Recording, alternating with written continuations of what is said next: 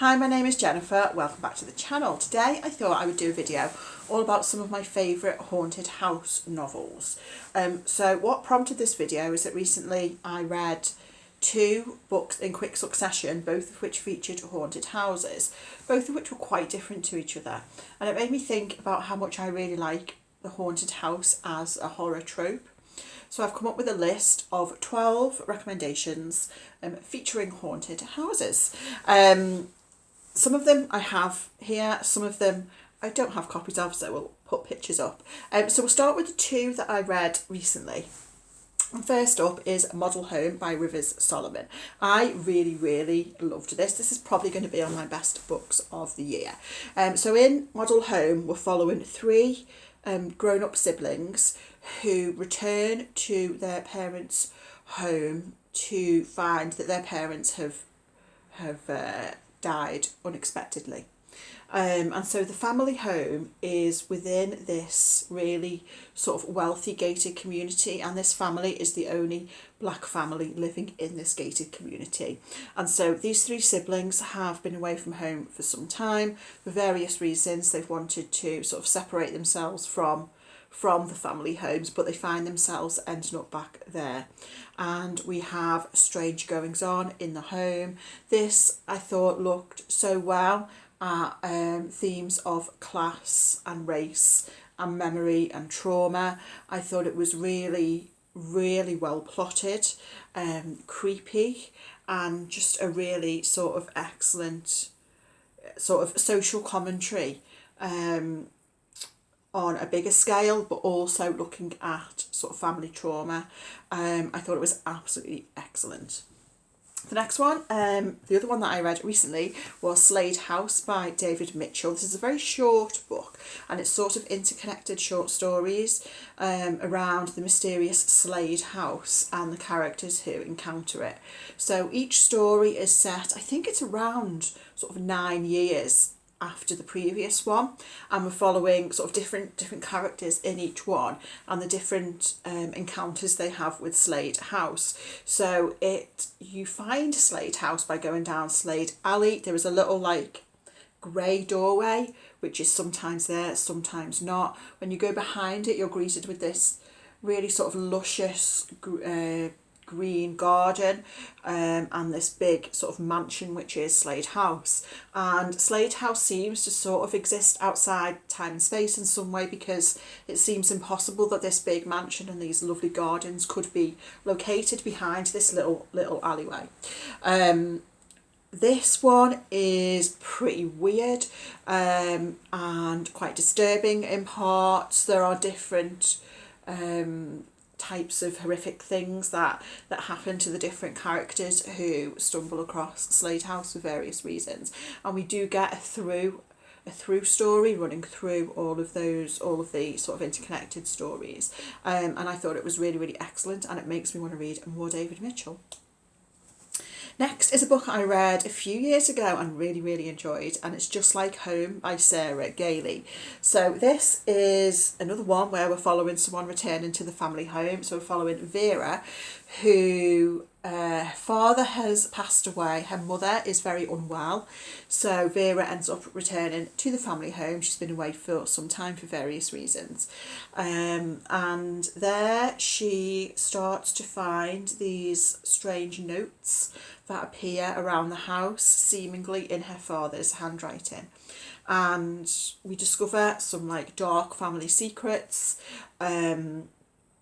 And in this one, I really, no spoilers, but I really loved the direction that this book took, because it was a wild ride and it was a lot of fun. Number 4 recommendation is The House That Horror Built by Christina. This I read, I think, was it maybe earlier this year or last year?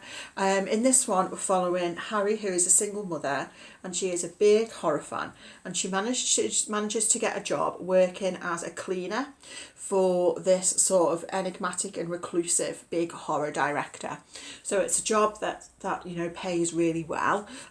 So she cleans this director's house, and she often has her young son with her as well.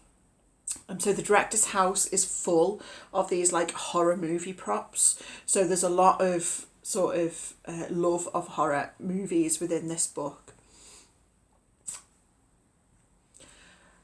And then Harry starts to hear these strange noises from behind a locked door. And we go from there. Next book I wanted to mention, I couldn't do this video without mentioning The Haunting of Hill House by Shirley Jackson.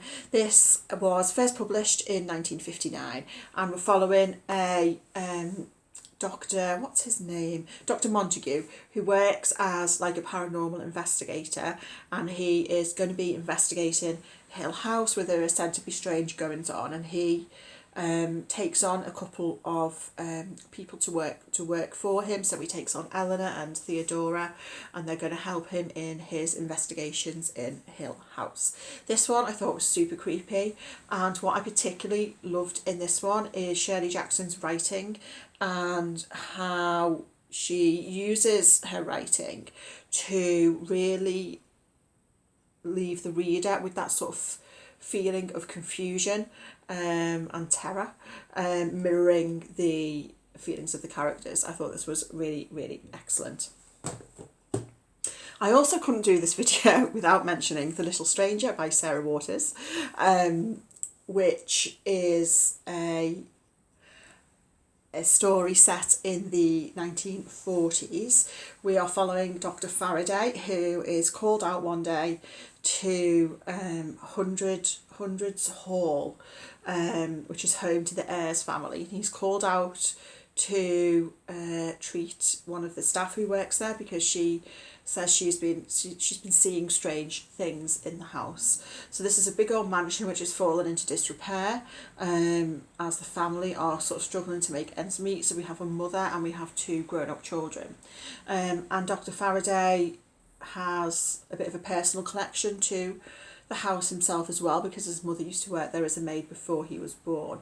As we go through the book, we see Dr. Faraday becoming closer to the family, and there are some strange goings on. This one is really good for like understated creepiness. It's really, really excellent, and obviously it's wonderfully written because it is Sarah Waters. Next is How to Sell a Haunted House by Grady Hendrix. This I read I think last year, and it was a lot of fun. Really, really excellent. My favourite Grady Hendrix that I've read so far. So we're following grown-up siblings, Louise and Mark, who are, yes you guessed it, returning to the family home. Their parents have died and they have to go back to the family home to sort of deal with the estate.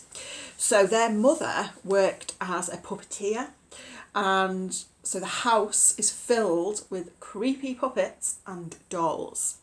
And if there's one thing I find creepy, it's puppets and dolls. So I found this one really, really creepy. As we go through, we find out some of like the family's secrets. What I thought Grady Hendrix did really well in this one is that balancing of the, you know, some like creepy classic horror elements that were just great set pieces, but also the sort of the familial trauma and the balancing of those two elements I thought was really, really well done. Next is Woodworm by Layla Martinez. This was translated from Spanish by Sophie Hughes and Annie McDermott. This is a weird little book. In this book we're following 3 generations of women who sort of live quite an isolated life in this house, which is full of ghosts and family secrets. This one is about class and gender and politics, and the house serves as well as a sort of a barrier between them and the outside world, which is sort of slowly encroaching upon them. It's odd, it's weird, and I really, really loved it. Number 9 in this list is, and I should say these are in no particular order, but number 9 in this list is another one that I read quite recently. This is The Hotel by Daisy Johnson. This is a short little book of interconnected stories all centering around room 63 at this hotel, and sort of the different people who are involved with it in different ways. So we have characters who are connected with the land before the hotel was built there. We have people who work in the hotel, guests who stay, people who visit for business conferences or for a wedding, and sort of the different creepy things that happen to them in room 63 and sort of the strange pull that it has on you. This one is weird, it is disturbing in part, and it also in part has sort of like a bit of a dreamlike feel to it, but I thought it was really, really excellent. Next is Mexican Gothic by Silvia Moreno Garcia, which I read a few years ago now, and thoroughly enjoyed. This is a Gothic novel, as the title would suggest, set in the 1950s, and we're following Noemi, who is summoned by her cousin, who's recently got married, who thinks her husband might be trying to poison her. So she summons Noemi to come to the home where they live, and yeah, we find out some family secrets. I liked the horror elements in this one, and sort of the visceral descriptions as well. And Noemi, the longer she sort of stays in this house, she starts to have these strange dreams, and there's that aspect of what's a dream, what's real. I thought this one was very good. Just a couple left now. We have The Silent Companions by Laura Purcell, which is a Victorian set novel that I thought was super creepy. So The Silent Companions, we have Elsie, our main character, who's pregnant, and she's recently been widowed, and she goes to stay in her what was her husband's like family estate, and she's staying there with her husband's cousin and some servants, and Elsie is very much an outsider in terms of the eyes of the other people living nearby, and also in the eyes of the servants, and so she sort of has quite an isolated life.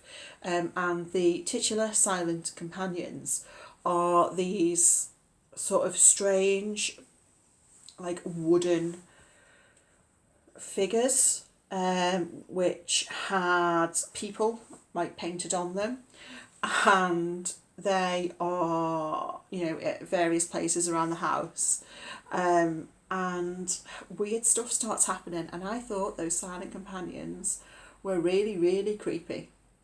And then the final book on this list, and this is honestly one of the creepiest books on this list, even though I'm not entirely sure, I've seen it classed as middle grade and YA, but it's Thornhill by Pam Smy. So this is a graphic novel, which honestly really creeped me out.